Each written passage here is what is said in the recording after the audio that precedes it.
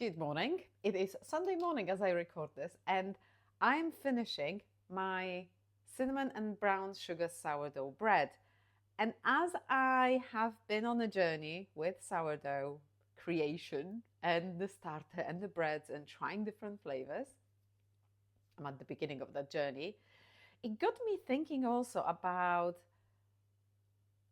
the learning, the knowledge, and something that we all probably know about.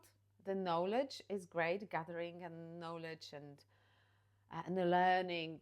But when we do that, and that's the only thing we focus without implementing, without putting things into action, we still are stuck. We still are in the same place when we started. Oh, I'm going to learn about this.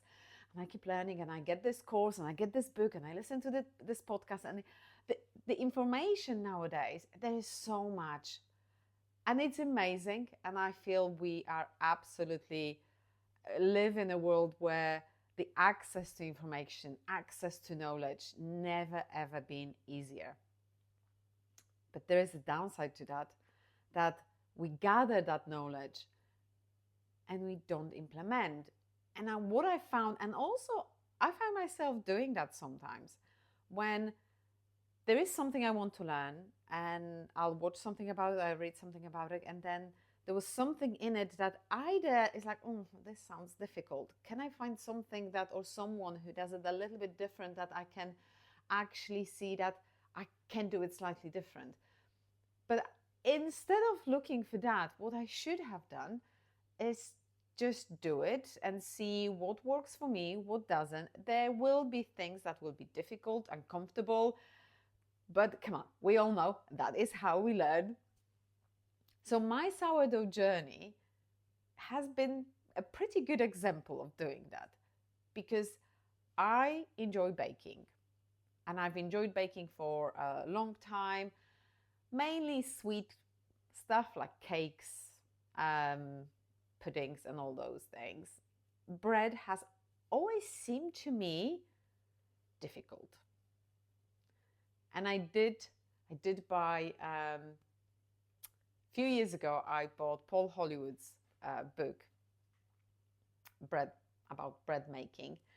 And I think there's only one bread I've made from this, which was a soda bread, which was the easiest one.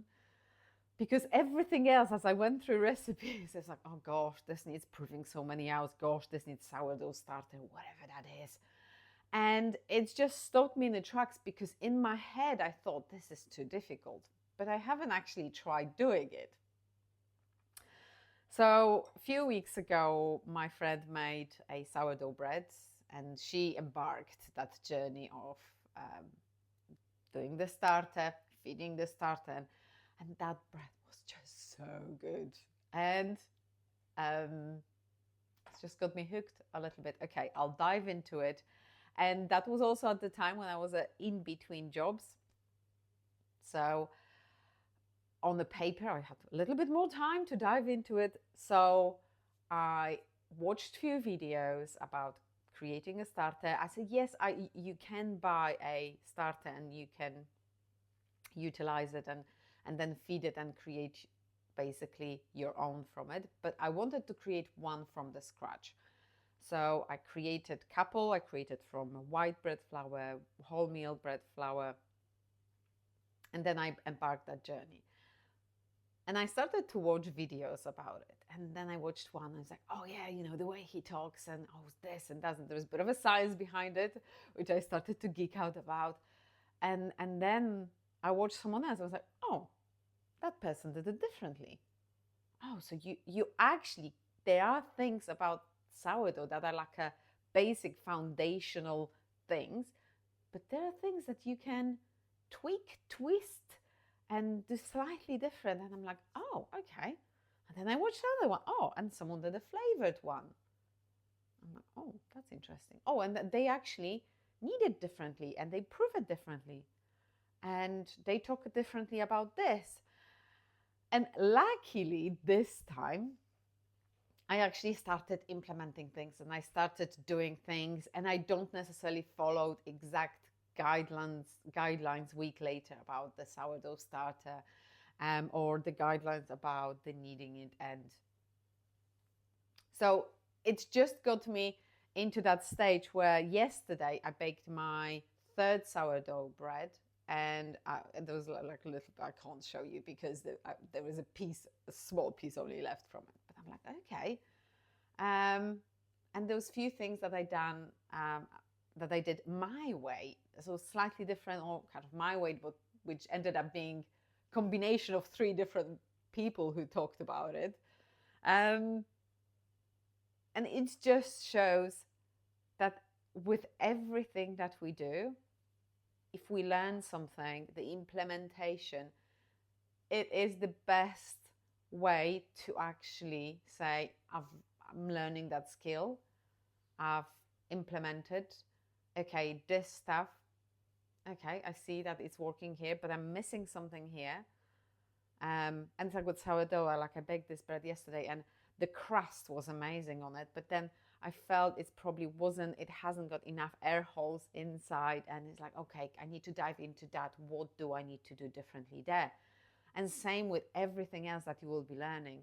It is implementing, and it's like, okay, this part I think I'm getting more comfortable with, but this one I just don't fully understand. Okay, so we'll learn just about this part and start to doing something about it.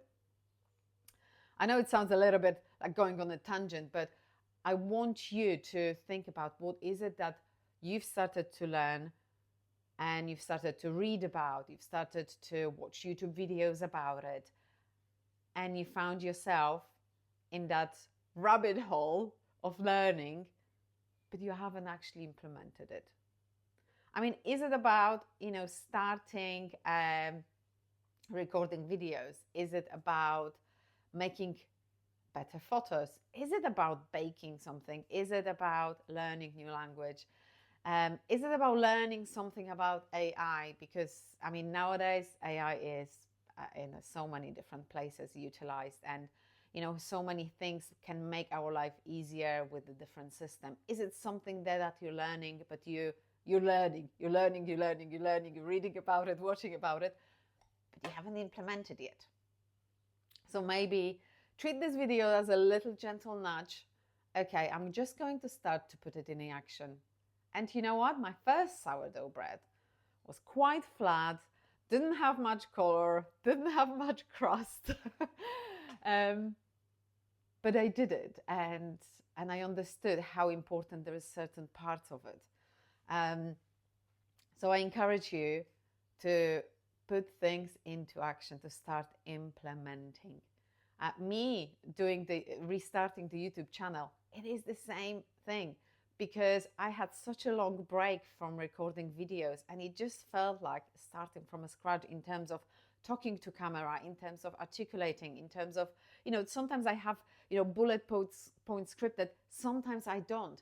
And it is about, me recording it, uploading it, uploading, and watching myself back and saying, okay, I say this word too much, I said this, and or how can I work better on that, on my titles. Then I watch some videos about titles. Now, also what I will strongly suggest when it comes to learning something, have a specific sources that are your go-to places, because, and I did that in the past, when we jump from one place to another, we just get in that spiral of, it's like, I just don't know now. I just, this person say this person say that. It's totally opposite. So which one should do?